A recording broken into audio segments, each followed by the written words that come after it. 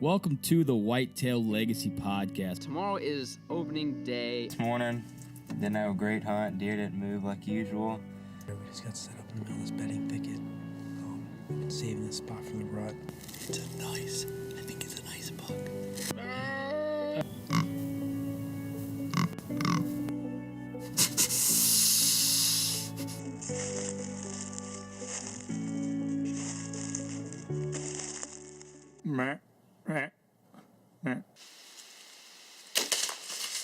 Boom! Hits a 170. That was money. I think he's down right over there, 10 yards.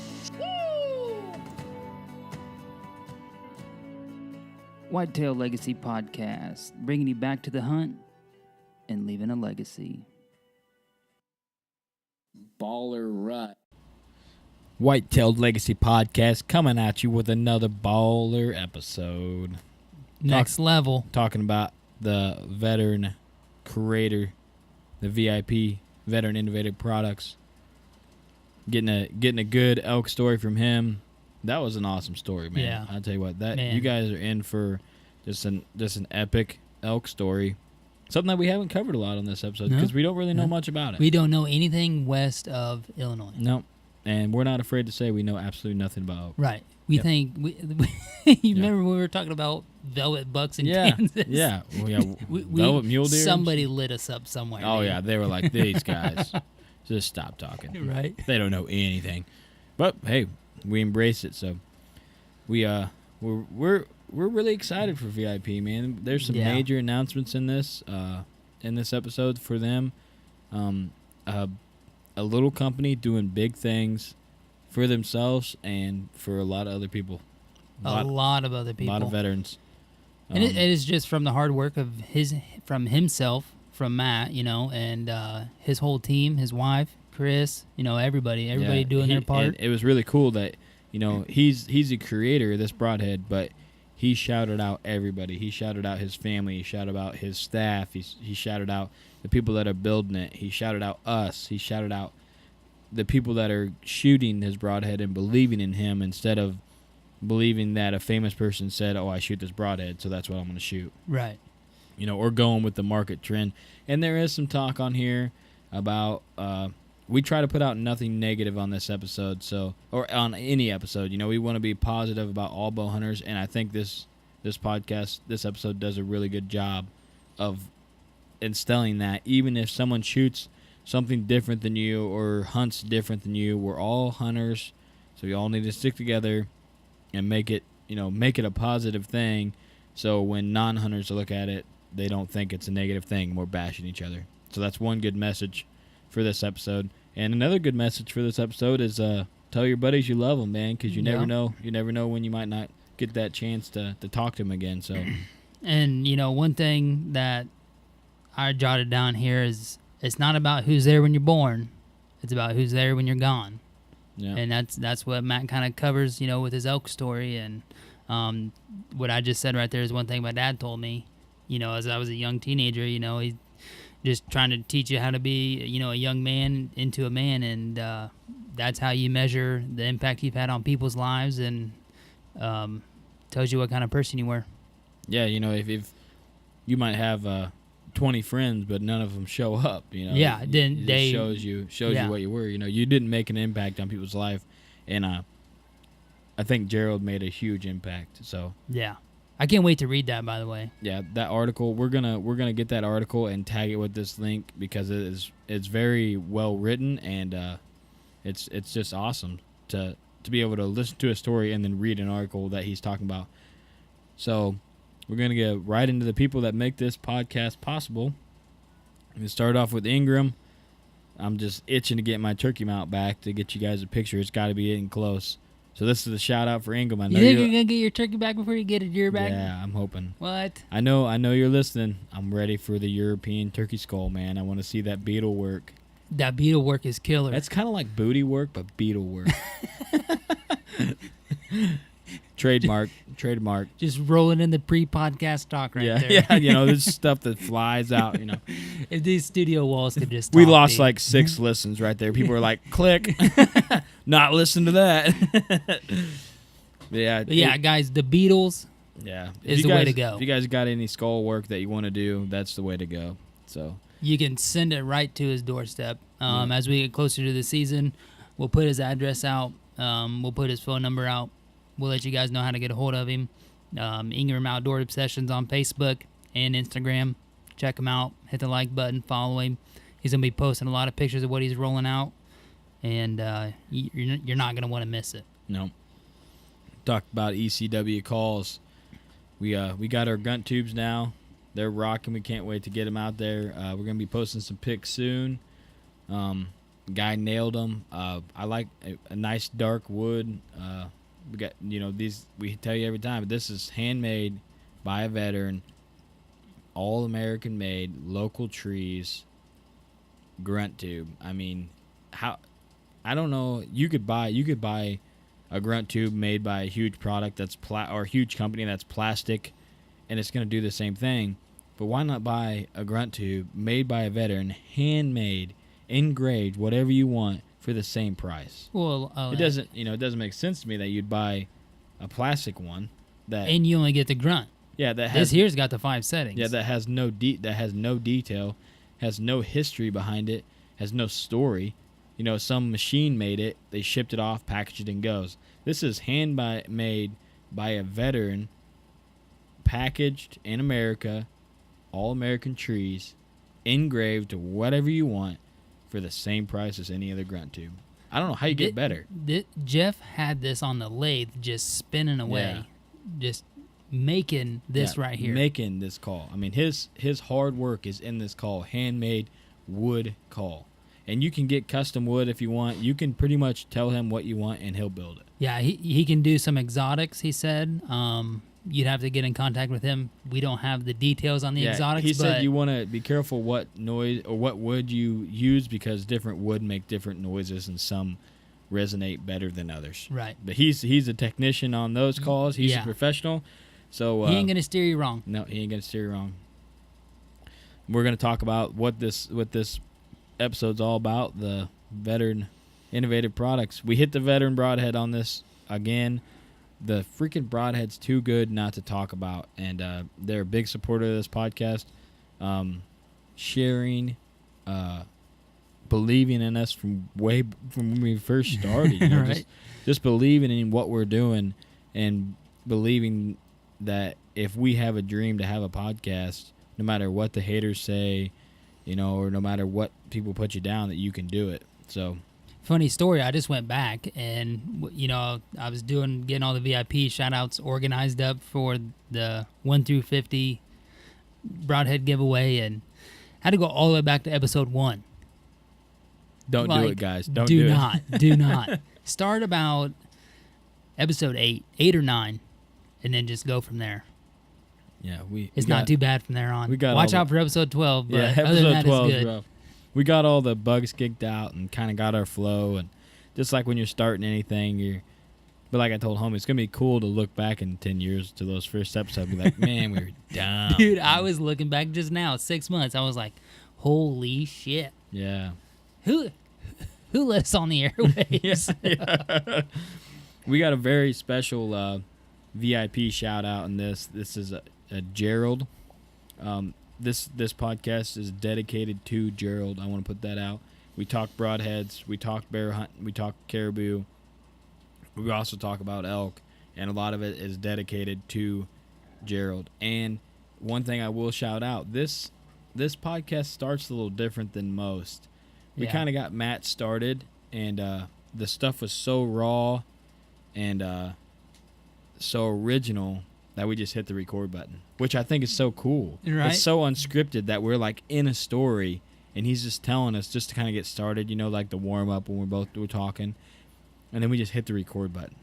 So you guys are getting like raw right off the bat, just flowing into a story that he didn't even know we were recording. No, yeah, he just starts going. He just starts going, and we're 2 minutes and 40 seconds in, and Cody's like, "Hey, man, we need to start recording." I was like, "Look at the time; it's 2 minutes and 40 seconds in." We're doing like our sound check, to make sure we're sending out good quality stuff. The soundboard's not messed up.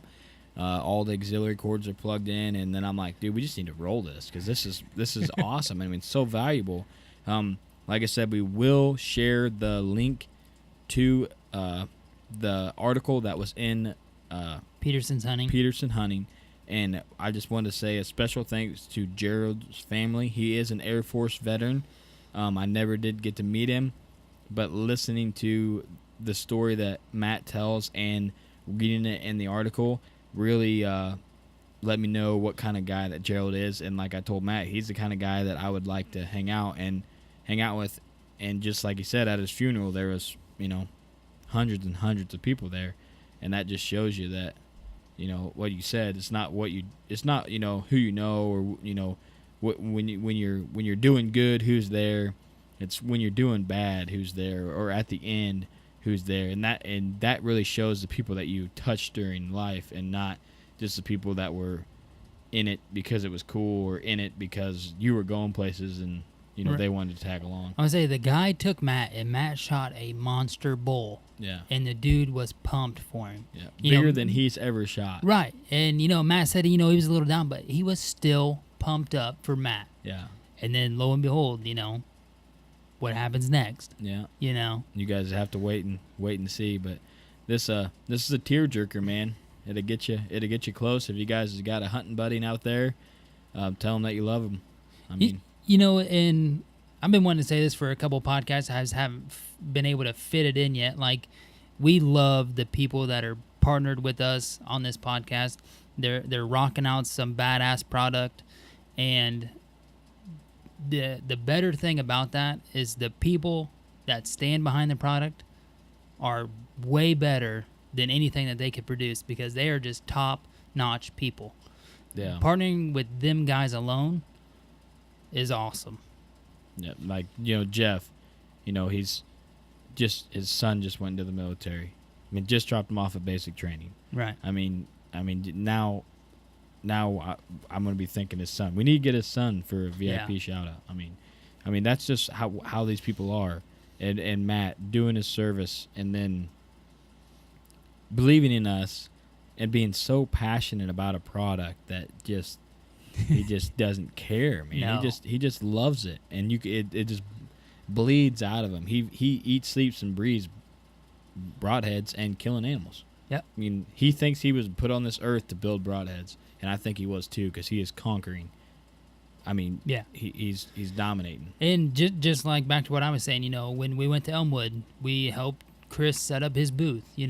That's just we were kind of with him at that point, and we helped him set up his booth, and then we were able to meet Jeff at the show.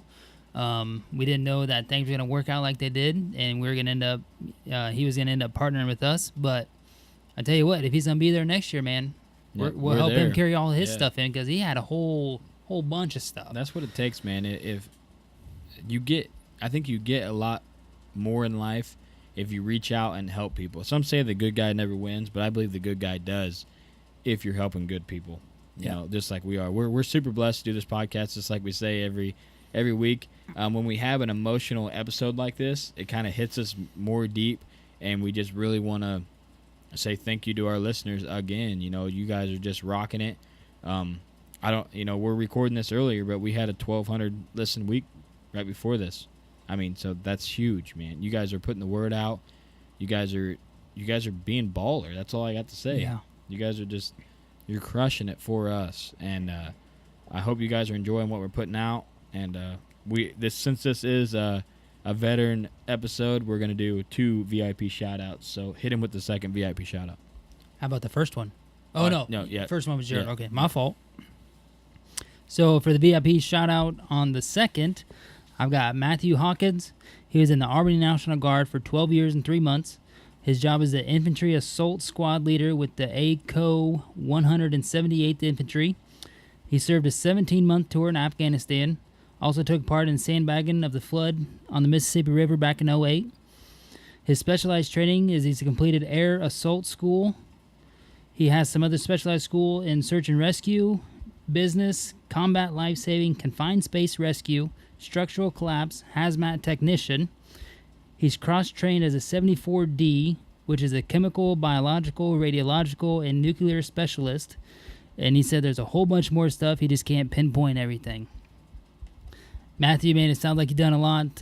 13 months in Afghanistan, I'm sure, was not fun. We appreciate you going over there and doing that for us. And then also come back here and sandbagging on the old Mississippi. Probably saved a lot of houses down there on the Mississippi. Oh, I'm sure he did, man. And then, you know, all the training that you did, I bet you learned a lot, man. Yeah. Done a lot of stuff. Thank you, man. We appreciate it. We couldn't do this podcast without you. And we're going to get right in this episode, guys. Hope you enjoy. Came out with a guillotine broadhead. You know, that's the first one I brought to market. It pressure from all my friends and family and bow hunters that heard I had it, and that's kind of how I got started in all this. And of course, when folks realized the thing was for real and it made turkey hunting not only easy, but it was quick and ethical way, you know, the most quick and ethical way to kill a bird. And you know, like the Texas biologist here, when I first brought it to the wildlife law enforcement to make sure that, you know, they gave it the blessing of, yeah, that's legal and all that before I went public with it. He said it was the fastest method he's ever seen of anything to kill anything, is the way the guillotine works. Long story short, though, is that opened up a lot of doors after the ATA show where people were calling me, hey, come hunt with me here, come hunt over there. And, you know, I'm just a small redneck boy with a new widget, and I love the turkey hunt. So, man, I took people up on them offers, and I traveled all over the United States. And I made a trip by myself up to Pennsylvania and then Vermont, which was, you know, where I'm from originally, and going to do a bunch of filming and lopping the heads off turkeys. And, well, 2 out of 3 hunts in Pennsylvania, we got shot at by poachers. And, you know, BB gun, you know, not BBs, but the pellets were going all up and around us. Thank God nobody got actually hit, but man, it was so close. It was like, okay, I'm done with Pennsylvania. And then I'd be done too. Yeah, that was with 2 different folks that invited me up there, and then I went up to Vermont, hunted with family, and then I got home, and I told my wife, I says, you know, all this guillotine and traveling with folks I don't know, you know, and getting shot at, I don't need this. It's not worth it to me. So I told her I'm not risking my life anymore to go hunt with strangers on strange property. And what was it, the next year I got a call from Gerald City? I think it was the following spring. You know, I got a bunch of calls, and I just kept telling people no. And then I got a call from this gentleman. His name's Gerald Ortega out of New Mexico. And something about him, you know, I had to ask my wife, Cindy, after I got off the phone with him. You know, he wanted to turkey hunt. He'd never done it, and he was fascinated with a guillotine, and he invited me up to northeastern New Mexico to go turkey hunting with him for a week. And I was like, I says, well, I didn't say no, you know, something about him. I just didn't say no. So I says, let me call you back. And I talked to Cindy, and she says, you know what, you know, so that made it about a 16-hour drive to get to him in big state. And she says, why don't you just go? And so I called him back and said, you know what, let's schedule it. So I did. And I went up there and spent one of the most fun weeks of turkey hunting I'd had, with the exception of hunting, obviously, with my wife and daughter. And this guy was amazing. And it was like he was one of my best friends in my life, and we were just catching up on old times. The guy was just an incredible gentleman. And a full 7-8 days of hunting with him, we never even got a shot opportunity. Yeah, there were birds around, but they just wouldn't want to play. So we sat there every day talking about what his passion was elk hunting. And I don't know, 4th or 5th day into that, I had to finally fess up and say, I've never been elk hunting. And that blew him away. Well, you're a professional bow hunter, broadhead manufacturer, blah, blah. You never been elk hunting. And I said, yeah, I've never been. And he's like, well, you're coming with me. That's it. And this fall, you're going to come with me. I'm going to get some of these landowner tags before they sell them to the outfitters, and we're going. I want to be the guy that gets you on your first ever elk. And I was like, well, that's awesome. I'm in, you know. And he says, all right, I'll call you back when I land the tags, and they're going to cost some money and this and that. And I'm like, fine, whatever. And I said, look, I know people are all about trophy hunting. I'm not. And this was when I first came out with that little Adam broadhead, right? The razor wire. crazy as people call it, the egg beater broadhead. Can't believe it even works. And I says, I am only interested in having a fun, successful hunt with you. I could care less about horns. I just want a nice fat cow for the freezer because I enjoy eating all this fun stuff and show folks this little Adam broadhead will kill an elk. And he was like, all right. Well, back then, every summer when my daughter got out of school, we'd hook up the bass boat and we'd go back up to Vermont, spend time with family all summer long. And I spent most of my time on the bass boat fishing. So my phone rang one morning up there when I'm fishing, and it's Gerald. He says, hey, I got some news for you. And of course I'm thinking, oh, he's got some landowner tags already. And he's like, no, I got some different news. And he says, I got diagnosed with pancreatic cancer. And we all know what that means. That is not good. And I says, okay, don't worry about that damn elk hunt. As soon as I get back from Vermont, I got about a week's worth of work I got to catch up on. And then I'm coming up to visit with you, and we'll have us a good chat and do whatever you want to do when I get there. And he was like, no, I'm good. I'm in chemo, and I'm going to get them tags. And by God, you are going elk hunting with me, come hell or high water. I was like, dude, whatever you want to do is exactly what I'm going to do, brother.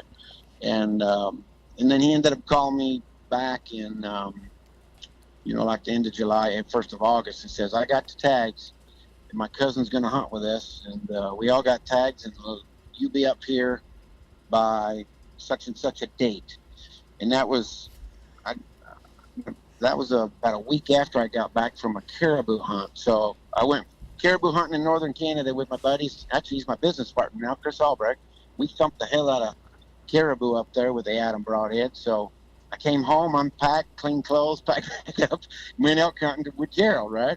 And when I rolled up to Gerald's and saw him, before he was a big, healthy man. And by the way, I got to say, he is an Air Force veteran. He served honorably in the Air Force. So he's one of our fellow warrior brothers. But anyway, he was half the weight of when I last saw him, had no hair.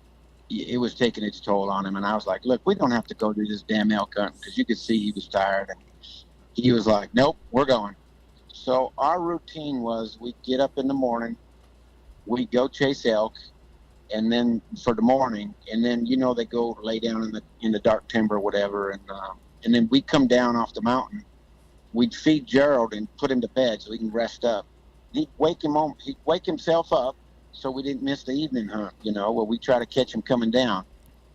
And that went on for 4 days. And then the morning of the 5th day, that's the day I decided to leave my damn television camera, because I was toting all that, tripod and camera, whatnot, trying to get it on film. And it was supposed to rain that morning, so I left it in the truck. Well, God blessed us with seeing a nice big elk herd, 25, 30 head in the spike, and 2 big bulls were just banging at each other, fighting over the herd.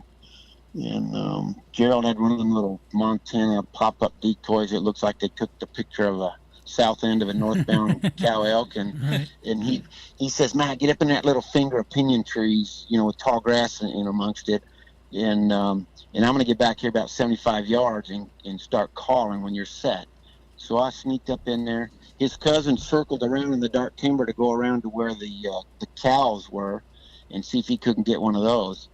And so we lost sight of him, and so it's just me and Gerald.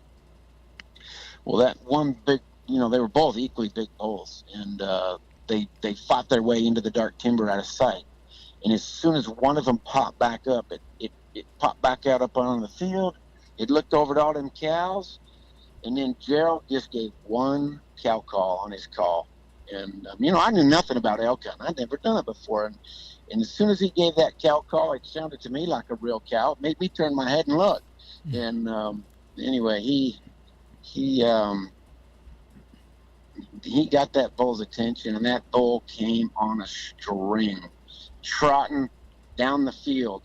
And it was going like, it wasn't going to come by me. It was going to be 75 yards ahead of me, trotting from my right to left. And as soon as that elk cleared the pinyon trees and could look and see where Gerald was, it saw that decoy, and Gerald was just standing right behind it, hiding behind it. And turned and paralleled me 30 yards out on a trot.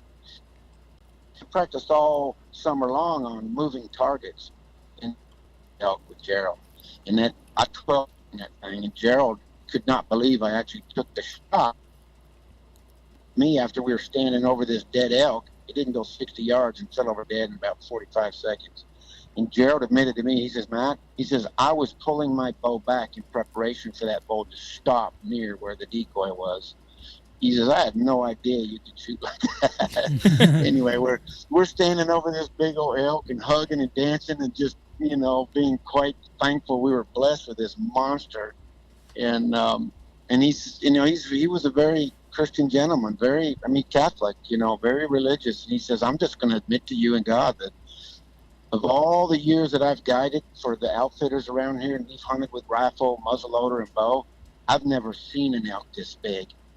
And I've always wanted to shoot one like this. And he says, I'm happy for you, but I got to admit I'm a little jealous. And I was like, well, thank you so much, you know. And I'll back up a little bit, because the morning of the second day of our hunt, we were sneaking up this trail with Gerald and his cousin, and then me bringing up the rear, lugging all my bow and camera equipment. And I heard a twig snap behind me, and so I stopped and turned around. There's a cow elk standing there 25 yards away. And, you know, I just put an arrow on my string facing the other way, and I pulled a full draw facing the other way, and then I was turning my body around at full draw. I was going to drill her. Big old fat cow, that's what I came here for. And Gerald actually realized I wasn't walking with him and turned around and saw me about ready to shoot a cow. He scared it off. And I'm like, what did you do that for? I says, I had her. And he's like, I want you to shoot a bull. And I told him, I said, look, I am not about trophy hunting at all. He says, Matt, I want you to shoot a bull. And I said, well, it's too late. You scared it off, so I guess I'm bull hunting. And anyway, so that morning of the fifth day, I ended up shooting this absolute giant. Now, I don't do scores and all that kind of stuff, but everybody asks me, and the taxidermist knows how to score all that stuff, and he says it's near a 380-inch bull. So it's a pretty stout 6x7 bull. But so Gerald's cousin shows up after we're over there doing a song and dance and starting to figure out we gotta start butchering this thing up, and he comes over and surprised us, and that you know, he was all excited and happy and congratulating me, and he says, that's awesome, we got 2 animals down. And we're like, what? He ended up sneaking up and sticking a big old cow. So he got a cow elk, I got my bull elk, and the sun's popping out and no rain, and the weather's getting hot, so we had a whole lot of elk meat to get down off that mountain that day, and we did. And so it was pretty exciting times. And because there was no refrigeration at all, because everything was filled up, I ended up being forced to buy a whole bunch of cooler, you know, ice chests, and the whole county came to see this bull elk because it was just a monster. And everybody helped us butcher, debone, and wrap, you know, butcher paper up and getting them coolers, all this delicious elk meat. And I didn't want it to go to waste, so I had no choice but to head back to Texas with all this meat. And so anyway, I got back and talked to Gerald a couple times, and then one morning I knew he had to go in for chemo, so I called his house just to, you know, wish him luck and all that, and his wife answered the phone, and I said, well, where's Gerald, you know? And he says, well, that son of a gun woke up without waking me up. He snuck up on the mountain. I just got off the phone with him. We got to send the whole family up there because he shot a bull elk bigger than yours. So we got to go up there and get that elk off the mountain. So the good Lord bless that fine man with, you know, not only fulfilling his wish of having me shoot a bull elk, but also blessed him with one just a little bit bigger than mine, and a lifelong dream of his. And so that was awesome. And so at the time, I was working pretty good on my consultant business, and my consultant business ended up having me out in California running a big project, and right before Christmas. And so I thought, okay, before Christmas on my way home, I'm gonna swing up and see Gerald, and he's still battling the cancer and chemo every other week, and it's just ugly. And so anyway, it was New Year's. The project ran long. They actually gave me more work, and my crew decided to stay over Christmas because it was well worth it to their wallets. And I just postponed going to see Gerald. Well, I got a call from his family New Year's Day that year, and he passed away. So as soon as we finished the project, just a couple days later, I was able to make it to the funeral, and I had during the whole turkey hunt and the whole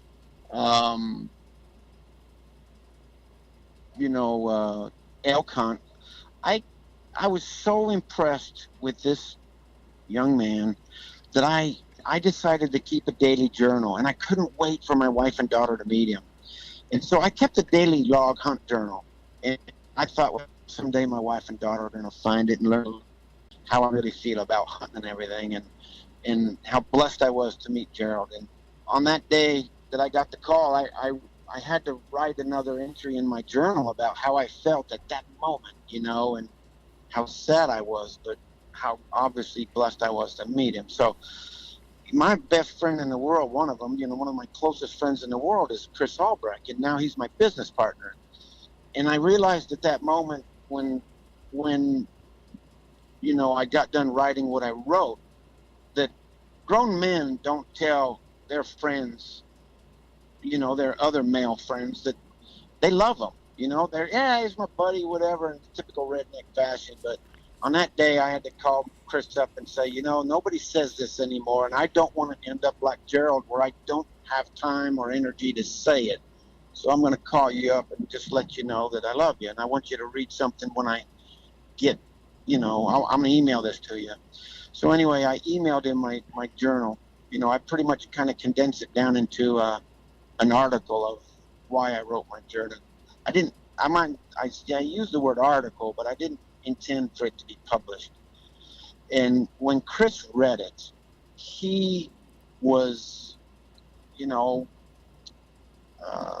touched by what I had written. And so he ended up getting me in touch and kind of convincing me other people need to read this. This is really important. And so he got in touch with Mr. Maitland. He's a professional outdoor writer, fabulous bow hunter, Patrick Maitland, and really good guy. But so we met with him at an ATA show or something, and for dinner, and Chris told me bring my computer, and I did, and he kind of tricked me into giving it to Patrick. So long story short, Patrick put some polishing touches to it, kind of cleaned up my redneck verbiage, and we jointly they published it in Peterson's Bow Hunting. And all I asked for was, please give me a bunch of copies that I can give to his family. And so we did that. And we've been in touch ever since. I talked to his, brother all the time, and good family. But that was just my way of honoring Gerald's memory, and also letting people know there's, there is a lot more to whatever the damn score is on an elk, or who has what equipment and goes on what hunts. It's always about, just like the two of you together starting up Whitetail Legacy and doing these podcasts. Look at what you guys are doing together, and you're better for it. And now not only are the two of you better for it, but like you told me, now you've got over 1,200 weekly followers waiting for your next podcast, and growing, because why? People recognize your passion and your desire to, embrace fully this love we all have for bow hunting and the outdoors, and to pass on this legacy of hard-earned information and knowledge of, all the things that come into play that we can continue to enjoy our outdoor lifestyle.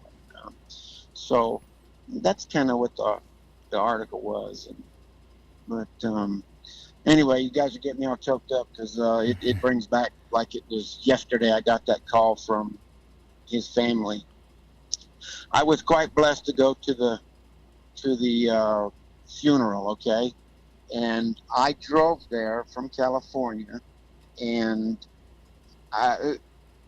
this will give you an idea of how well liked and loved and the positive impact Gerald's short life had on his community. You could not find a parking spot to get near the church where they held the services for miles. I mean, this gentleman, he would teach the youth at the YMCA how to box. You know, he gave of his time completely. He was just an incredible guy. But anyway, I had written that whole little, my journal, and I kind of cleaned it up and put it on that Word piece of paper, and I spent time at Gerald's family's house. I was very honored that they allowed me to be in their inner circle of their family, and I said, can I please give you something to show you how important Gerald was, even though, let's face reality, I only knew this gentleman for a maximum of 15 days, plus some phone calls. That's how little few days I spent with him. But I wanted his parents to understand the truth of the impact that their son had, and it's a compliment to how they raised their son. So I asked them if they'd please read the article, or read what I'd written about their son. And they did.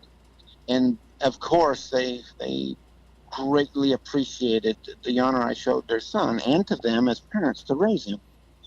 And when we ended up at the church, they asked me to read it in front of God and everybody, and that was a huge moment for me. It was, obviously challenging to speak, but I got through it. And anyway, it was, that article was just, I think, it gives people a better sense of who I am and what my thought process is. I think it's, and to me, what's important in our industry that's being lost, and out of greed, and my checkbook's this big, and I shoot bigger animals than you. Well, whatever. I never subscribed to that, and now I absolutely don't subscribe to that. If I shot big animals and Boone and Crockett this and that, well, sure. I was just because I had a tag in my pocket with bad juju on that animal to step out at the wrong time. But it's just God's will. But anyway.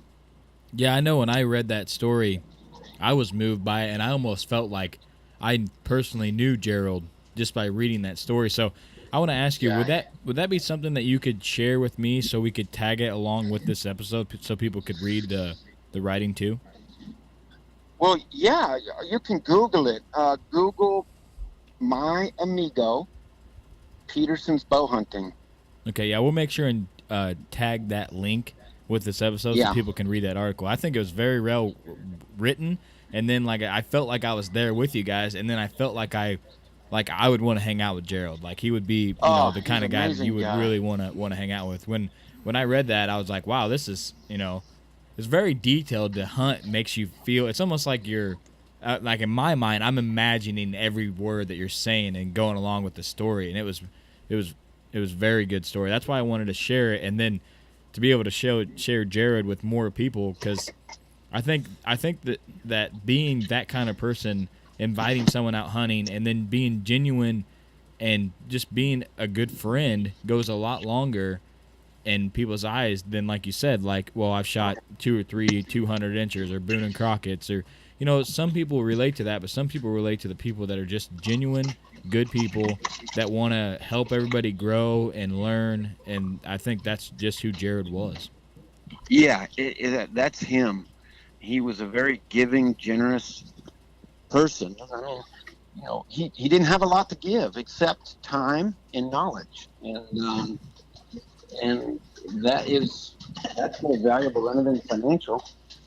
For sure. Yep. Knowledge is, like I said, that's one of the number one things we do this podcast for, is because we get to hear amazing stories, but every episode we learn so much, and it's just, we're very blessed to be able to do this and to talk to people all over the country and learn so much about hunting and how to be a good person and how to motivate people. It's really awesome. You mentioned a caribou hunt, and you showed me your caribou mount, And I've been talking to Ryan and homie about going caribou hunting. I want to hear Oh, that dude. story, man. That's like, everybody talks about elk hunting, and I think that would be amazing.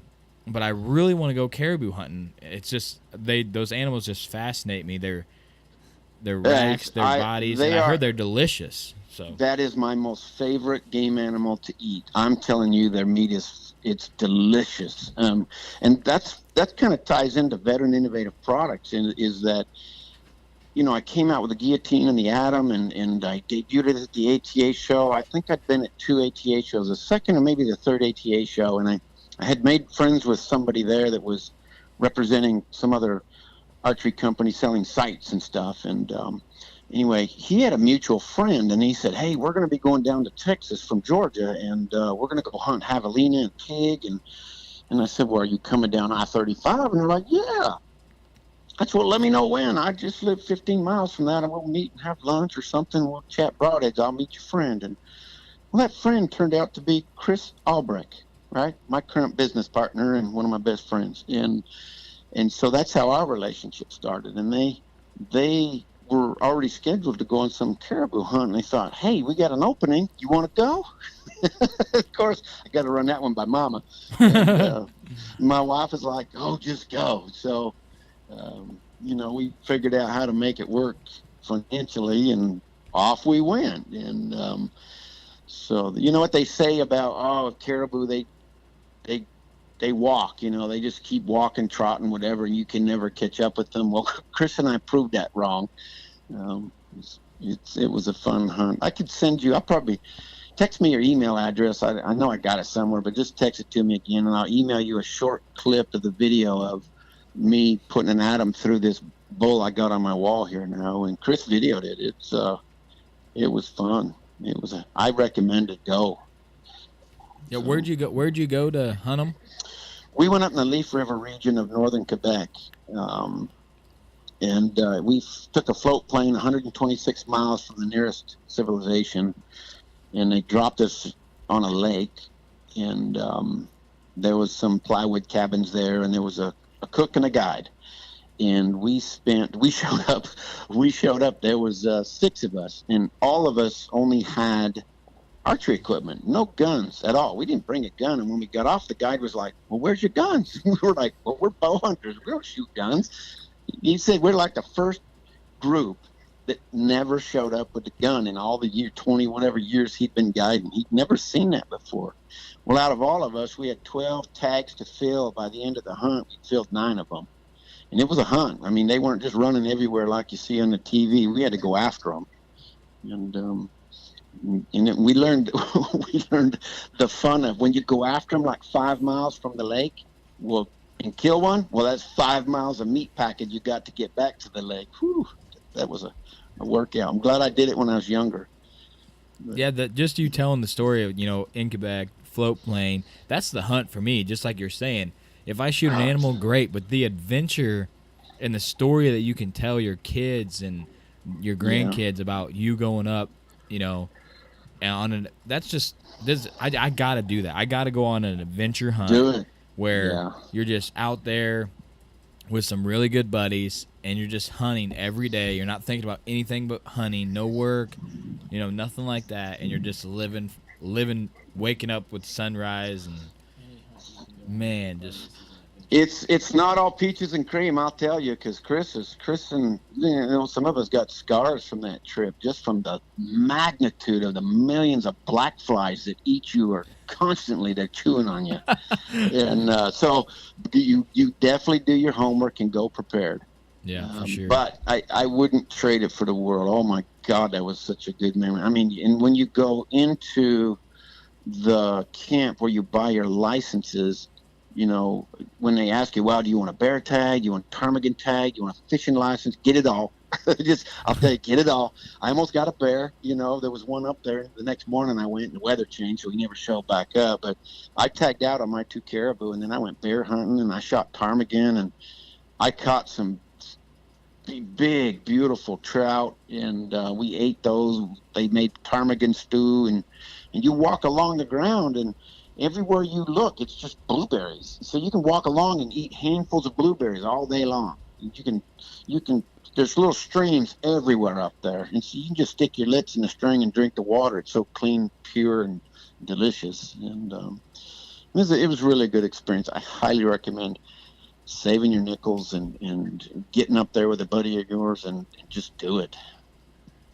I think we're sitting here looking at each other in the studio. We're ready to go. Yeah, we're like, how many nickels we got? We need Yeah. we need to put a nickel jar on the table and just put Caribou Hunt on it. That's it. Well, don't do nickels because you should probably. It's like somebody told us the other day. Hey, we kind of got a good trick on how we can save up a bunch of money by the end of the year. And I'm like, well, what is it? Every time you break a 20, or you break a bill and you get a $5 bill, put that $5 bill in a box, right? And just keep putting $5 bills in that box every time you break something else. And next thing you know, you have 3, 4, 5 grand saved up. There's your hunt. So, Yeah. $5 bills. $5 bills. Here we go. Yeah, here we go. I'm not spending another $5 bill. you guys are young and you got young kids, right? Then $5 is needed somewhere else. Yeah. I like that. I use that dang debit card too much. I don't carry enough cash on me. That's my problem. That's Yeah. Yeah. Yeah, I'm old school. I like cash. I don't blame you there, man. You know exactly what you got that way. So Exactly. I got one more hunt I want you to touch on because I seen Okay. that picture. I want to hear about that bear rug. Oh, man. man. We need a bear rug in the studio. Yeah. I'll just Chris drape it around and, my chair to soften it up a little bit. Yeah, my partner Chris Albrecht and I and another buddy, Roland Witt. He's a crazy son of a gun, country western music singing, Bass Pond building. He's like the redneck to the 10th power. He's pretty hardcore, good guy. Anyway, we have another mutual friend named Dan Mangus, and he's from Wyoming. And we ended up, and Dan was on the caribou hunt with us. That's how I met Dan. So Dan invited us all to come up every year to Wyoming to hunt mule deer, antelope, and he had a bear bait. Well, we went up there, gosh, every year for years, Chris and Roland, and we all shot beautiful mule deer spot and stock, and Roland must have shot every year he got a dang antelope buck, and it took me 3 years to get one, and but I finally got one, and we just enjoyed the Mangus family up there. They were gracious to feed us and let us sleep down in their basement and just kind of overtake their house for weeks, months at a time. Well, Roland and I went up there one year, and the bear season opens up, and Roland had already tagged out on an antelope, I believe, or no, a mule deer. I think, no, an antelope and a mule deer. And then he finally looks at me because I just went up there to film, and he goes, all right, your turn. What do you want to shoot, mule deer or a bear? And I'm like, well, shit, I haven't shot a bear in forever. Let's go sit the bear bait, because we had like 12, 13 bears coming into it, and there was a couple whoppers. And so Roland was going to film me. I think we got it on film. You can actually see the shot on the bear on our our it's on YouTube. It's mixed in with the Adam broadhead footage. And I forget the exact name of that link, but I can get that for you guys. But anyway, first evening, first afternoon, we're sitting there, and Roland just taps me on the shoulder and says, it's coming. Man, I couldn't see it, and he's sitting like 3 feet above me, and we're on this edge of this steep drop off. And man, but I know Roland doesn't play when it comes to killing critters, so I just grabbed my bow and latched up my release and figured, this isn't BS. I'm gonna be ready. And sure enough, it wasn't 2 seconds later. I don't know how it got that close, but this big old bear steps out. And my buddy Dan had told me, he says, hey, we got a 55-gallon drum here, steel drum. If that bear comes up to this high on this thing standing there, that's a pretty good bear. Go ahead and shoot it. This damn bear was bigger than the barrel. So I didn't even hesitate. As soon as it gave me a shot, I was already at full draw. And I stuck an Adam-tipped arrow clean through that thing, and he jumped down off that cliff and went out of sight in a heartbeat. And then it got dark, and then sanity hit us and going, I ain't going down that dark hole chasing a black bear in the middle of the night that got shot. So we ended up coming in the next morning, and shoot, the thing wasn't down there at 60 yards piled up in the trees. And me and Roland, we couldn't even roll the damn thing over hardly. It was so friggin' big. And so we hacked a little trail to get a four-wheeler in there, and we couldn't pick the bear up to get him on the four-wheeler, so we had to actually pick up the four-wheeler and sit it on its butt, right? So the wheels are up in the air. It's pointing straight up to this guy. And we had come along, or truck straps, ratchet straps.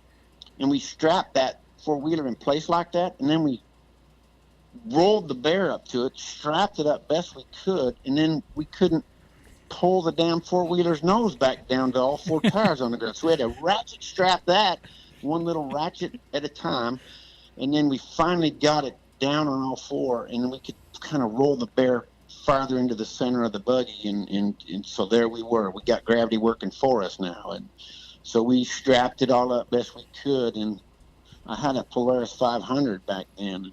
It was a pretty stout little machine, and boy, was it grunting with that old bear on there. But we put it in the truck, and we rolled. We drove the buggy on a trailer and left it strapped to it. And we had to take it up to Casper to check it in with the Fish and Game folks, and they tried to weigh it, and it broke their scales.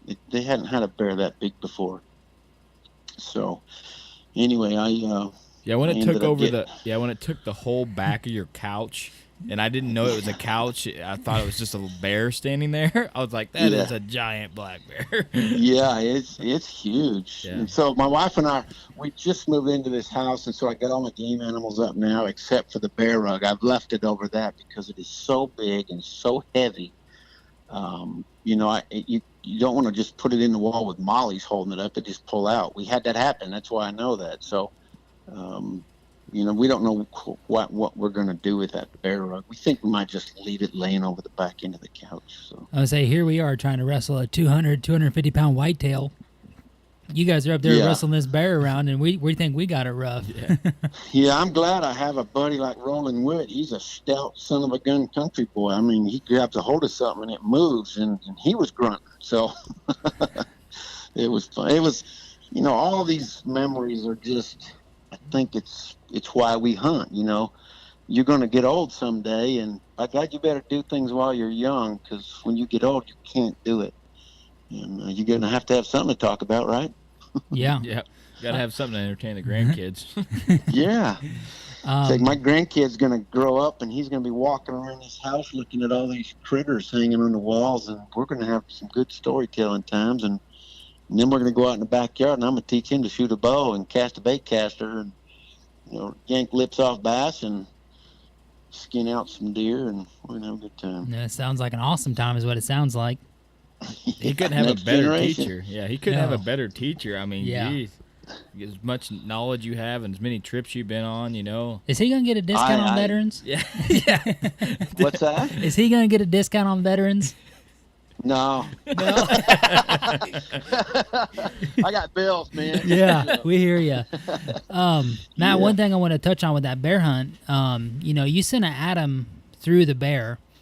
I've just seen, pictures, and, I watched a couple of the aerodynamic solution videos on YouTube. Yeah. How strong is that razor wire? It's all twisted and whatnot to make the broadhead the way it is. What's the structural integrity look like on it? I honestly, it's not as strong as the veteran, of course, because I'm using razor wire technology, and during the razor wire manufacturing process, it does stress that small cross-sectional density of metal, so there's little micro fissures in it. With all that said, though, that thing has gone completely through, I don't know how many moose, big deer, elk, Cape buffalo. It just blows right through them. And you may bend a wire or something, but it's pretty hard to break one. Okay, yeah. I was wondering, if it flexed at all. I would not know anything about the micro fissures or anything like that, but I would just assume that it would have a little flex to it. I just didn't know how much. But obviously, if you're sending it through the giant bear, it's not flexing too much. No, it cuts a 1 inch by 1 inch hole. If You guys don't have any in your. I haven't sent you any. I'll have to send you guys some so you can actually hold on to them. It's the world's first safe to handle broadhead. You're not going to cut yourself messing with it unless you really are jerking with it, and then it will cut you, and then you'll regret testing that. But for the most part, normal human handling speeds and pressures, and you can handle it. You won't hurt yourself a bit. Kids can play with it, and that's a big selling feature that's important to a lot of my customers, and why we still make and sell it. I mean, we've got a lot of older crowd. You know, the older generation still hunts. Now they're typically using crossbows, but a lot of my customers say, I'd have to give it up because of those scalpel sharp razor blades, because I'm on heart medication, blood thinners, and if I cut myself, I don't stop bleeding. So these folks can go with confidence, still be self-sufficient, and not cut themselves and create a dangerous environment a long way away from a hospital. And then conversely, you've got the younger crowd, women and kids that are just getting into it, and they're intimidated by all this high-fangled equipment and sharp stuff. They can safely handle. You can let your kid handle stuff and develop that sense of independence and confidence from doing things him or herself in handling an arrow tipped with the broadhead, because it's safe to handle. And they can ethically go and put that thing through a deer or a pig or a turkey or whatever they're going to go hunt locally, and with confidence. And so it's definitely removing a potential problem from the whole hunt scenario for the youth or for the older folks. And so we still make them and sell them. And so. All right. Cody and I, we've talked previous podcasts, we have an arrow in our quiver that we call the non-VIP arrow. It's a different broadhead because, if a bobcat comes in or a coyote comes in, we don't want to waste the good stuff on a squirrel. Yeah, on a squirrel, yeah. Those long days in the stand. But we like to challenge ourselves, so if you want to send us a couple items, that'll be our non-VIP arrow broadhead. Yeah. Okay, well, I'm going to send you a couple things then, because not only do we have the Atom, which is, it's an expensive, you're going to get the solid one-piece titanium body, right, with 2 nitinol nickel titanium alloy razor wires. Very expensive stuff. So it's as good as the Veteran, except for the cutting width capability, which is an enhancer to lethality. So I recommend everybody shoot the Veteran. But for the things like you want to apply it to, yeah, great, I'll send you some. But I'm also going to send you some Diamond Edition guillotines in 100 grain, and those are great for small game. You got that chattering squirrel over there 2 trees over looking at you going, ha, I'm going to tell the whole woods that you're sitting in this tree, so now don't come around. And the Diamond Edition is a good one to, quiet that squirrel down, Did you say that the razor wire broadhead that was really good for birds, turkeys? Yeah, we've had customers that don't want to mess with the guillotine, but they like the Atom, and they've killed a ton of turkeys with the Atom. It was the first broadhead in the world that you could shoot 1,000 feet per second and have 0 failures, and it goes exactly where a field point goes, measured to the thousandths of an inch. It is advanced technology. It's where I debuted what the Veteran has, which is independent blade compressibility for straight line arrow travel. So my elk that we were talking about hunting with Gerald that I killed, that monster bull Boone and Crockett elk, my bow shot a blistering 237 feet per second, and I'm shooting a 420 grain total arrow broadhead weight, which is not considered heavy. And I blew completely through the elk to the point where I got 5-6 guys out there helping me trying to find that arrow. We never found it. It just kept going and buried up. We couldn't find a darn thing. But its pass-through performance is unmatched, because we were the first, and we remain the only broadhead in the world that automatically adjusts its cutting width to get through and past bone, and deliver straight line momentum, arrow travel. And so the quickest way to get from point A to B is always going to be a straight line. So any other fixed blade, any other mechanical, when the mechanical opens up, it's a heck of a big fixed blade.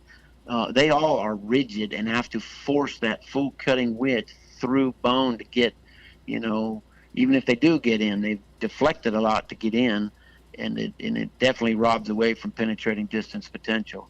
and then because of all that extra energy they waste, they rarely get the output, the exit, the complete pass-through.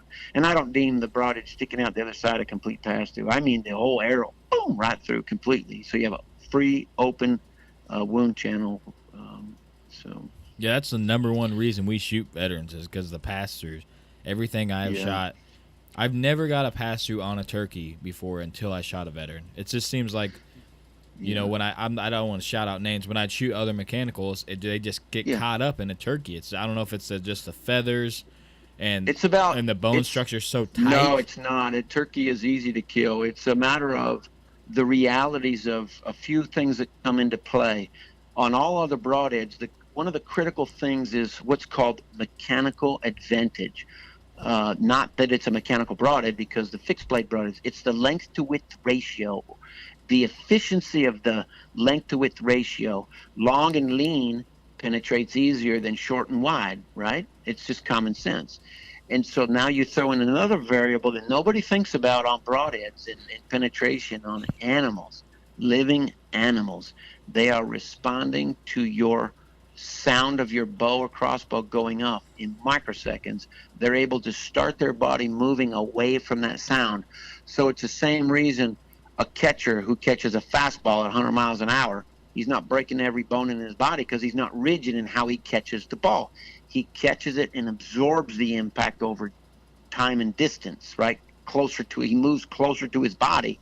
And if you slow motion video watch how a catcher, he's got his arm extended out in front, right? And then he absorbs the impact like a shock absorber to stop that mass in motion, that baseball, and he doesn't hurt his hand. And the same thing a deer does in catching a broadhead tipped arrow, that trampoline effect, if you will, that absorption quality. A turkey, a deer and an elk and moose, they're all four-legged, so they're planted pretty rigidly on the ground, and they don't move as much as a turkey does. It's only planted there on 2 feet and has, in my opinion, damn lightning quick reflexes compared to a deer or an elk or something. And plus, the first thing that a turkey does is typically throws up his wing to act like he's trying to change the direction of the arrow if he happens to hit it. But either way, they absorb a lot of energy just because you knock them off their 2 feet, so they roll. But the veteran is back to the old school traditional styles with that length to width ratio that's very efficient at penetrating. So we don't have that blunt force trauma, so to speak, that the vast majority of all other broadheads are evolved to nowadays because they're trying to cheat the speed factor and the aerodynamics that I don't have to worry about. I engineered out that problem too. So. Man, I knew it wouldn't take you long to get you fired up about the anatomic particle accelerators. What's that now? I said I knew it wouldn't take you long to get fired up about the anatomic particle accelerators. Oh, I'm sorry. We love talking to you. No, we're not bored. No. Every time we talk about it, you're just so passionate about it, and you're knowledgeable beyond me and homie's capability, So we're listening and we're like, wow. And I understand what you're saying, but it's just something that I've never thought. Turkey has lighter. 2 legs. Everybody else has 4. They're 2 legs, sturdier. So they're moving with the arrow. So that's why you're not achieving penetration like you do on a deer, where they're more rigid and solid when you hit. That's something that I never think about. But you and your engineering mind, that's just common sense to you, which just blows me away.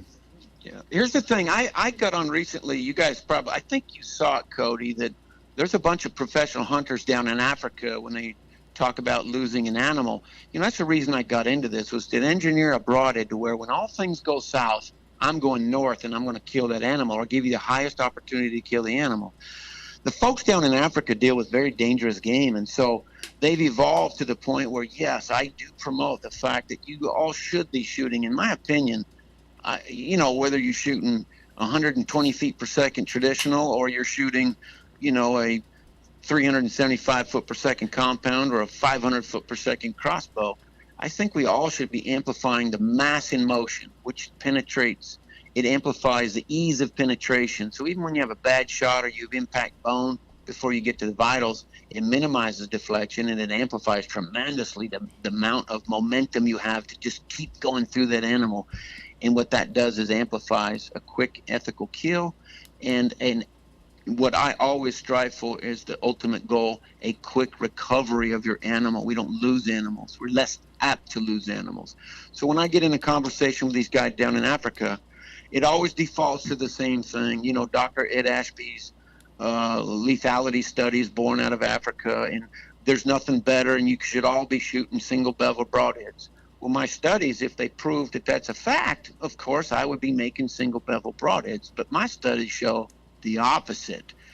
They are not quite what I would call detailed and unbiased in their data gathering, and there was bias from the start in that study, and that or I should say there was bias, but there was also a lack of generational understanding of looking to the future and seeing what man's creative mind could produce that might be better than a single bevel broadhead. Yeah, I'm biased. I made the veteran, but the facts are we have demonstrated in the 2 years the veteran has been out a consistency of pass-through performance through major leg bone that equals or has outperformed single bevel broadheads.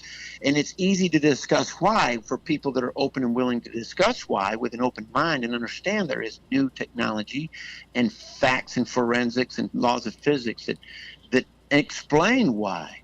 And it's like I made the comment earlier, the fastest way to get from point A to point B is a straight line. We all know that. That's a fact, right? My broadhead, the veteran, goes A to B, minimizing that deflection through automatically adjusting its cutting width, right, when you impact bone. As far as going straight through bone, where the compressible cutting width doesn't come into play, but my length to width ratio does, that mechanical advantage I talked about. Now you got to look at the broadhead without the blades opening up. What is the bone breaking features and splitting of that to allow my broadhead to go straight through faster with less energy wasted than a single bevel? And it's like I tried to discuss it with them, but they didn't want to hear it about. I asked a question, and it's a valid and simple question. What magnitude of forward momentum energy are you removing from that penetrating distance potential to impart to the single bevel broadhead design that is now transferring to rotational energy and forcing a wide full cut width to go through the massive resistance of that bone to breach it? And my study shows a lot, because it's never a uniform penetration, equal pressure on either side of that single bevel broadhead. There's always much more pressure on one side than the other. And as a result, not only are you wasting forward momentum energy in the torquing of that broadhead to split the bone, but you're also forcing a massive amount of deflection to assist that bone break or breach happening. So when they shoot these cow bones, boy, it looks pretty, and that's how they use to justify you should be shooting single bevels for dangerous game. And then they say, oh, look at our pass-through performance in comparison to your mechanicals or your other 100 grain fixed blades. And the reality is you're not doing an apples to apples comparison. You need to do the exact match weights to give you a more true indicator. But I even spotted a traditional design that's 3-blade. It's kind of popular now. I won't mention the name of it, but they tried to show this broadhead will out-penetrate my veteran. And they spotted a 250 grain to 100 grain weight disadvantage to the veteran. They didn't even penetrate to the max cutting width, and they bent. Our veteran broadhead just blew completely through, pick it up, clean it off, still hair shaving sharp. They were shocked. Now, we've repeated this test, not through this one kind of guy that did this comparison test, but with a lot of popular 100 grain single bevels as well as heavier ones. And, the facts are what they are. And, do I want to have my 100 grain broadhead used to go after elephants and Cape Buffalo and this and that? Can it do it? Well, sure. Do I want you to do it? No. I want you to use a heavyweight veteran technology broadhead. Right now we have a 175 grain one out there, but it's not mass produced to the public yet, but it's tested phenomenally well. So now I'm in the process of improving that to potentially, when I can afford to, bring it to market. I am also working on another dangerous game level for elephants in Cape Buffalo, and up to that, whatever weight my particular customer wants to use, which is probably up to 300 grains, about as high as I'll have to go. But it won't be sporting the current blades I've got now, and it'll be a very stout design.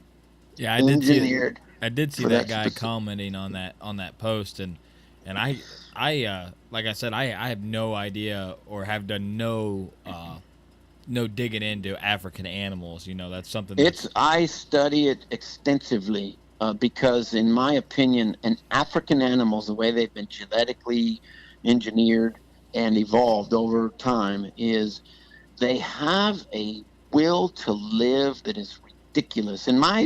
These are my own observations. I don't, I don't have a biologist that stepped forward to confirm them, but I've voiced them before. But in America, we have a moisture content to our overall national, rainfall that reaches the nation. And animals have they can go drink water pretty much at will. I mean, you'll see the southern zones, Arizona, whatnot, the animals have evolved to be very small bodies, which are very efficient in how they handle the heat load that's placed on them season after season, and their lack of water. My thoughts are in Africa, there's quite lush and green and all this, but overall the continent is dry, and they got to eat tough things, and they've evolved to be tough because there's a lot of big predators and whatnot. And so my theory is, in having studied forensics and bone densities, that I think the overall African animals have a much tougher bone density. And like Cape Buffalo, they got overlapping ribs, and there's walking armor. So you want to engineer your broadheads, and this is what I do. I engineer these 100-grain veteran broadheads to go right down there to Africa and kill every animal down there if necessary.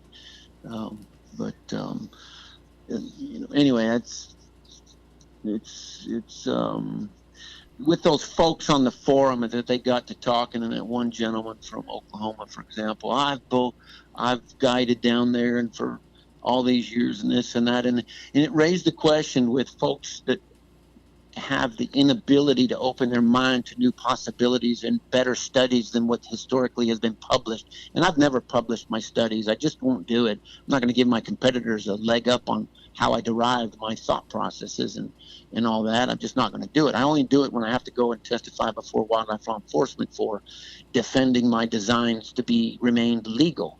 And we're 10 for 10, by the way, so we've been challenged by bow hunters in multiple states, and we're 10 for 10.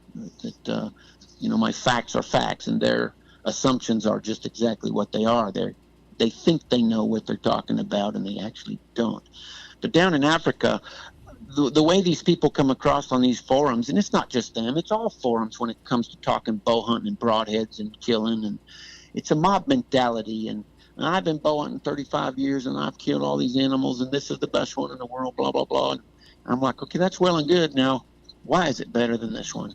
And they can't talk to this forensic or the details. And so I made the observation, and I actually posted it, and I quit responding to those people. And a couple of the PHs came on PMing me, and I'm talking with them, and we're going to do some things with them because they have that open mind and willingness to learn beyond what they've read or think they know. But I made the post on there. Did you see where I said, correct me if I'm wrong, but a professional hunter down in Africa, to become a professional hunter, they have to go through at least 4 years of very specific schooling, like a college degree.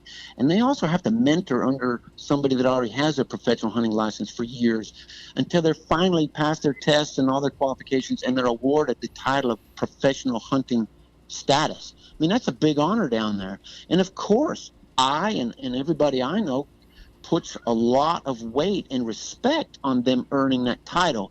And I says, in view of that, why isn't there somebody like me that gets on a forum to talk specifics of broadheads and has spent 30 years of my life studying facts, forensics, science, material sciences, anatomy, aerodynamics, and all these other things that I've had to teach myself and apply year after year, decade after decade, and produce these new designs?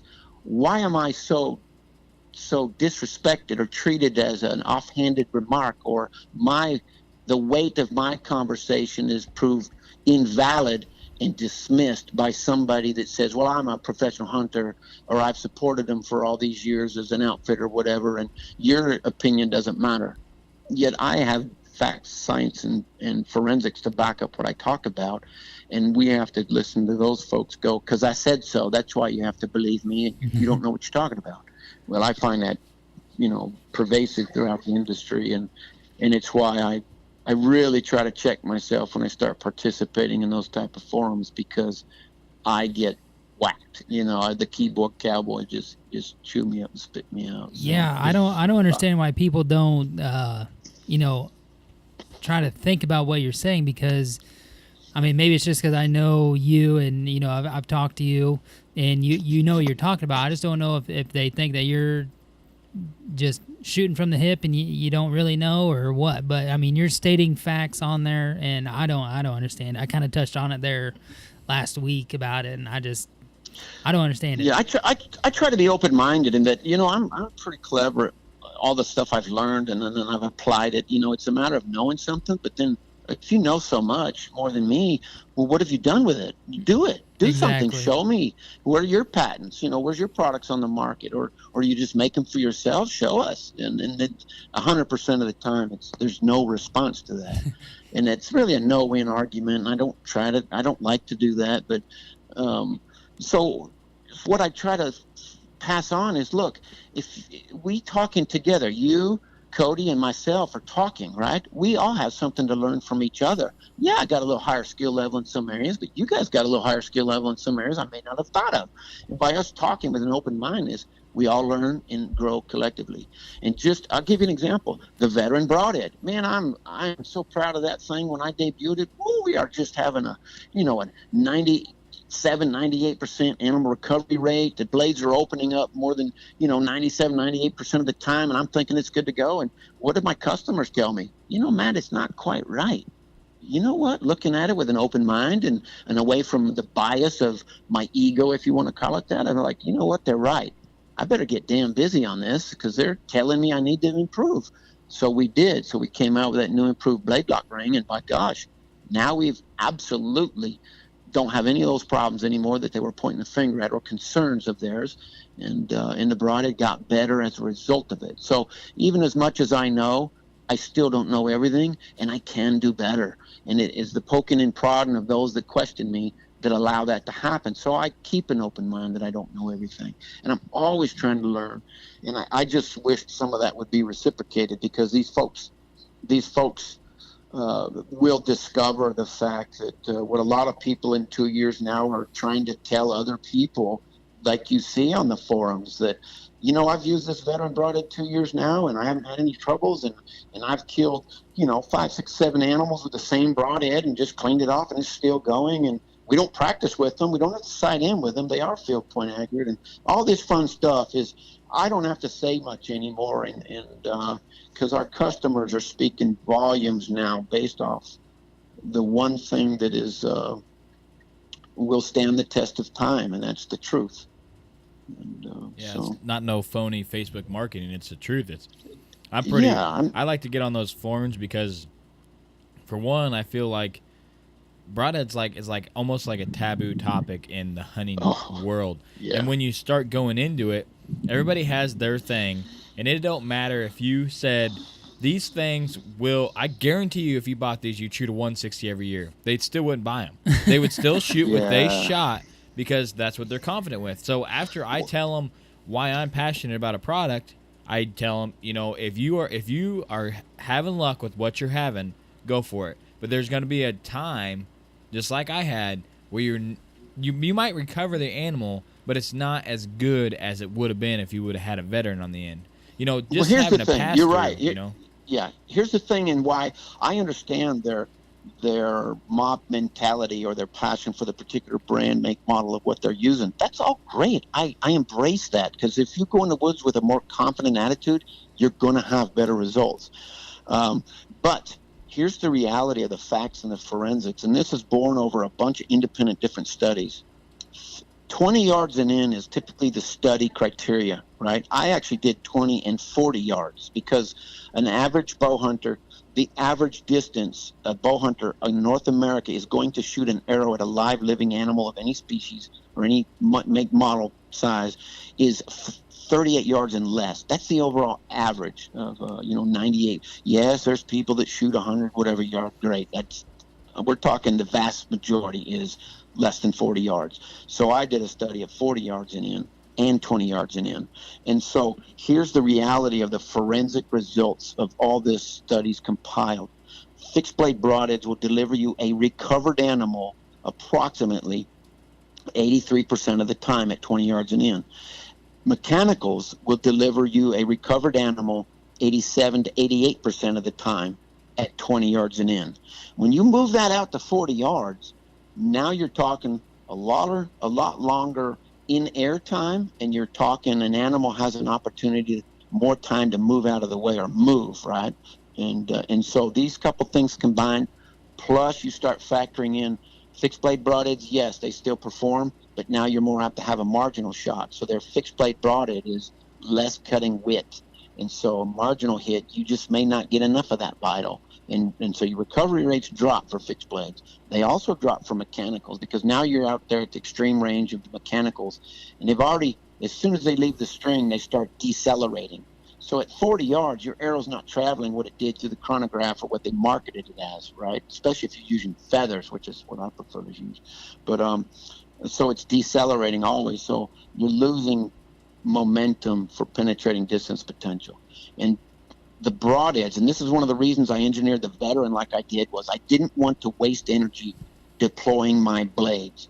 And so I have my own energy to open up my own blades. I'm not taking away from my distance penetrating potential. And then comes in that mechanical advantage thing we talked about. Anyway, long story short, at 40 yards, mechanical broadheads also suffer in recovery rates. So they're dropping down between the fixed blades and the mechanicals. They're in low 70% recovery rates. So that's a big difference. And that's born basically off the geometry of, inaccuracy. The farther you get out, the farther you go, anybody can hit a dime at 20 yards. I mean, with a modern compound bow, but not many people can hit a dime at 100 yards. You see what I mean? The error is amplified because of the geometry factor. At 20 yards, you're an inch off. At 30 yards, you're 2.5 inches off. At 40 yards, you're 6 inches off. It amplifies. And so that's a big difference when you're trying to kill an animal. So anyway, all these variables come into play, and the veteran broadhead, even though the geometry changes at 40 yards and in, our recovery rate stayed over 95%. So 20 yards and in, we're like 98, almost 99% recovery rates. So that's in 2 seasons based off field reports from folks I don't even know. I compile all that. So the difference is, it's tremendous. So we're hooked. That's what I go. That's what I go off from is recovery rates. Early on, I did have a gentleman who shot 3 deer, and I think he only recovered 1. And there's a couple things attributed to that. Shot placement. Well, that's the one thing I can't fix, is shot placement. And then they actually got dogs to try to recover those animals, and even the dogs failed to recover the animals. So we all know that it definitely was shot placement. They didn't hit the vitals, so therefore the dogs had nothing to track. So and no buzzer. Then days and days went by, and no buzzards. So those animals are alive. So I make a pretty keen broadhead, but it's up to the bow owner to put it where it's supposed to go. So we're talking about all this stuff on the internet, the blogs and stuff, but I want to talk about that recent post that VIP put out about where people can find veteran broadheads now. Oh yeah, that's been kind of under wraps, and why we've been so busy and stressing for months now is Walmart did their own study and realized, man, that veteran broadhead, it's a good broadhead. I mean, some of their folks went out and killed animals, and they like the fact that we're 100% American made, and they do show me some respect in the fact I'm a veteran and a veteran-owned company, and we've worked hard with them to go through all the hoops that a Walmart has, largest retailer in the world. we did it, and we made our first delivery yesterday to Walmart, and in the coming couple of weeks, we are fixing to put veteran broadheads on the shelves of Walmarts all over the nation. So the 5th of July, which is what's more fitting than the celebration of the 4th of July, the day after that big national celebration, our broadheads, the veteran broadheads, will be on the shelves all over the nation on the 5th. I would say, congratulations on that. We know it's a pretty big step for you guys, and you can probably hear us celebrating from Illinois way up here, man. Yeah, no, we were. I mean, we can, like me and Ryan, we connect to people that are just crazy, passionate about bow hunting, about products, and that people that want to succeed. And we can tell that you're so passionate about this, and for you guys to finally reach that momentum to where you're like, all right, man, we have accomplished something. And just like I was talking to homie, I said, when you go buy broadheads, a lot of times, if a veteran was on the same shelf as other competitors at Walmart, it would get picked over all the other brands almost every time. But like I said, it hasn't been there before to people to see, Yeah. When now you're reaching the northern states and Walmarts and stuff, and I bought broadheads from Walmart before, Dunham's, stuff like that, and most of the time, a lot of people I know, they walk into the store and they just buy them, a couple weeks before season, and I think it's gonna be, a major moment for you guys, and I believe they're gonna fly off the shelves, and you're gonna have to send them another order, is what I hope, man. Well, that's of course that's the goal. Yeah. For all these years that we've done aerodynamic solutions and now veteran innovative products, the reason we rebranded, if you will, and started veteran innovative products was after Afghanistan. That's a life-changing experience for me, and you realize real quick you don't have much time left on this planet sometimes, not as what you think you did, and you better get done what you really want to get done. And so I quit consulting, and my wife, God bless her, was the one that realized I need to apply my brain to do something productive, or I'm going to go crazy and explode, and implode basically is a better word. And so I did just that, because I'd been working on this veteran broadhead for years. We had prototypes out, people loved them, but I wasn't happy with them, and I needed to just I couldn't quite figure it out. And so through the grace of, my wife's patience and persistence and a whole lot of other people involved, never gave up on me, and I was focused and applied myself, and the veteran was born, and the goal was to do this for a living, because we'd never done it for a living before. That was never the goal. It was just a fun hobby type of business. And now this is serious. And we're serious about it, and now we're coming out to compete against the entire market share and go get it. When you go to war, you don't go there just to win a little bit, right? And so I'm going to war with the broadhead business, and my goal is to dominate, right, to win. And so now Walmart is giving us an opportunity to take that first massive leap forward towards that goal. I tell you, you got a couple big soldiers up here in Illinois, and we're gaining people every day, man. Yep. People are messaging us, and people are Snapchatting us like, man, I just listened to that episode, and I gotta have some of these. Where do I get them? And now I can say, hey man, go to Walmart. Or order them off Walmart. You get free shipping to your store, man. You can get them right there. So. Pretty awesome. You just go walk in and get them is the cheapest way. Just walk in and get them off the shelf, and you don't have to pay for shipping. You don't have to wait for them. Just go get them. That's why we're excited about this, because I know there's a lot of folks out there just don't like ordering things off the internet, and they're a little leery of it, or they just don't think to do it that way. They want them in their local pro shops, and because of the economy here, the last few years, and now it's turning around, obviously, with Trump in there, God bless him, but it's been hard to get shelf space in pro shops because they have too much inventory, or they're waiting to the last minute. And well, we're in business to be in business too, and if we're not selling them to the local pro shops, well, we got to find another avenue to reach the customers that want them, or at least let them see them. Because a lot of folks aren't even aware the veteran exists, because they just we're not talked about in any magazines.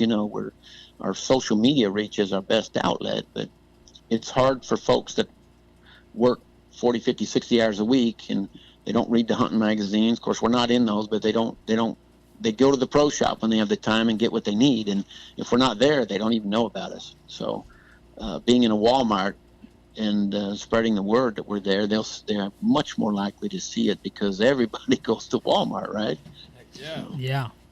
Walmart's the cheapest place, man. That's where I go. Walmart and Aldi's. Yeah. Right. Yeah, we're hoping to, we're also hoping to get in the Bass Pro and Cabela's. But last year, we were talking to Cabela's, and Bass Pro bought out Cabela's. And so that brought that potential to go in either doors or both doors there to a screeching halt. So I'm hoping that we can pick that conversation back up now that they're kind of settled into that merger. That we can get the veteran broadhead into both of those stores as well, and further amplify our reach and raise awareness to a much larger bow hunting audience. So. I just think when people listen to this and they hear you talk and how knowledgeable you are about the engineering and the science that went into it, and then you add in my success with it, Cody's success with it, and then, here come this fall, we're going to have 12 plus people that have just contacted us about, hey, I'm going to start shooting the veteran this year just from you guys talking about it. We're going to be able to add all them right into the story of the veteran broadhead growing. Yeah, you guys are helping. It's like I said on the Facebook post, you saw my copy the link from our VIP page, and I put it on my personal page, and I had to write in there that, I had to thank everybody. That's you guys and all of our, there's a bunch of people out there that gave us a shot, and they obviously, the vast majority of them had success beyond what they'd ever experienced before. Consistency of success is kind of how I like to say it. And they've told other people, and it's through all that. And then they've gone back onto the Facebook and posted things. Well, people are watching that make decisions, right? And this 5-star rating that we've got out there on our Facebook page, people are looking at those, and those are the things that tip the scales of a decision-making process. And that's why I say I can't thank my entire VIP family, both my wife and daughter and my business partner, his family and his business partner, and everybody involved at the machining and anodizing and assembly and packaging. But it's also the VIP family of you guys and all of our customers that are out there that are giving good, honest, unbiased, constructive feedback on their field results and the durability and reusability and accuracy and all the things that come into play. It's like I said, over time, we're going to just smash through the ingrained habits of how people choose broadheads and get them thinking on facts and forensic and recovery rates and accuracy and truth and accuracy, and not, you don't have to do all this magic walk back tune of your bow to kind of rob Peter to pay Paul to get somewhat close between field points and fixed blade broadhead. No. If we engineer a better broadhead, practice with field points, unscrew those field points, screw the veteran on, and go hunt, because it's going to go right where your field points go. And then we're going to hit and kill the animal like we say we do, as long as you put it in the vitals. And so all this truth of performance is going to supersede marketing schemes and fancy graphics and paid celebrities and all the stuff that goes along with that selling of broadheads and capture of market share. I relish the challenge. I'll tell you what, you're kicking that challenge's ass, man. We got it. It's not just me. It's I'm telling you, it's a huge VIP family that we are all. It's like I talked about broadheads, right? Or the whole dangerous game. But jumping into the bow hunting business or broadhead manufacturing and selling is a dangerous game. So you better prepare for it. And so the more mass in motion is going to penetrate deeper and have a better result than less mass in motion. And so the VIP family is that collective, educated, experienced mass in motion that is amplifying the fact of what we started out saying from day one is the God's honest truth. And oh, by the way, we did get better, so it's even better. And so this is just exciting times for us, and we're hoping that Academy and Bass Pro and Dick's Sporting Goods and all these other folks. You mentioned somebody there earlier. That's local to you. I didn't recognize it. Dunham's or something? Yeah, Dunham's. Yeah, that's a pretty local one to us. Yeah, so all these, the dominoes fall. One, it takes the first one to fall, and thank God it was Walmart. And it couldn't happen at a better time. And now we're hoping that all the other dominoes are easier to tip over because we've already proven ourselves. And if you can support and satisfy the world's largest retailer, well, all the other ones should be a much simpler. We already do business with Bass Pro Shops with our guillotine broadhead, so we love them. I mean, they've been great for us for how many years, Cindy? 12 years? 13 years? I mean, they're a great company to work with, and we look forward to jumping on board Cabela's as well now. But So, it's just, that's part of business. You just got to work hard, do sales, and capture customers, and hope you have more sales than you need. For sure, man. We're so glad you guys took the time to talk to us after this, monumental day for you guys on all this success. And this, as always, it's a first class act when we talk to you and we learn so much. You got so many awesome stories. We probably do 10 podcasts with you and never get them all. So. Yeah, we got some stories, and then don't get me started on my Navy stories, because you probably have to do a lot of bleeping.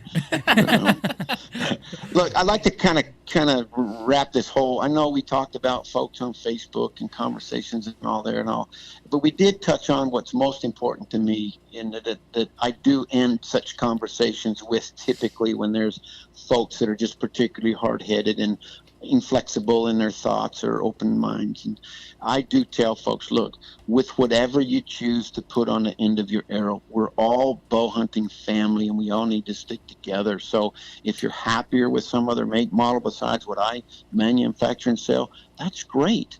I'm glad you're having success out there.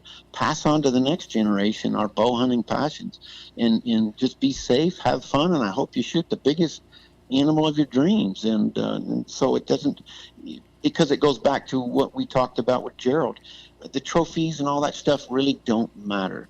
It's about making the memories with people that are important to you, having success in the field, and praying that the animal is quickly and ethically killed with whatever you use. Really, and that's really the foundation of my beliefs. The fact that I make and sell broad, that's like you guys tell me all the time. It is my passion, and I think it's one of the things that I was put on this earth to do with my mind, to keep me out of trouble. so it's what I love to do. Yeah, you sure do a hell of a job with it. And just a word of advice is put a veteran on the end of that thing and send it. Yeah, we can't end it better than what you just said. Do what you do. We're all the big bow hunting family. We try to strive that on this podcast. Is we support everybody. If you're out there hunting, having a good time, doing it legal, doing it ethical. Yep. We support it. So we're gonna get off. I mean, guys. I know a lot of my competitors, the owners of these different companies that make themselves broad. Man, I like them. They're a bunch of great guys, just like you, just like your neighbors, and they're all just trying to do what they love too. So I can't knock that. but they better be careful, because here comes VIP. That's right. All right, guys. Hey, I will close with I haven't heard back my wife chime in yet here, who's sitting beside me. I would say be sure you tell her hi, or unless she's going to jump on here. She's at the hospital? Yeah, my daughter's at the hospital. She had to get taken in there because we might be having a grandson tonight. So, well, congrats on that, man. Thanks for spending the time with us to talk about the veteran and Gerald and all your hunting experience. And every time, like I say, we appreciate you coming on. And just to the listeners, we love you guys, and keep hitting that play button. Call me anytime you want to swap some stories. All right, man. Good luck. Let us know about that baby. I will. Thanks, guys. Yep.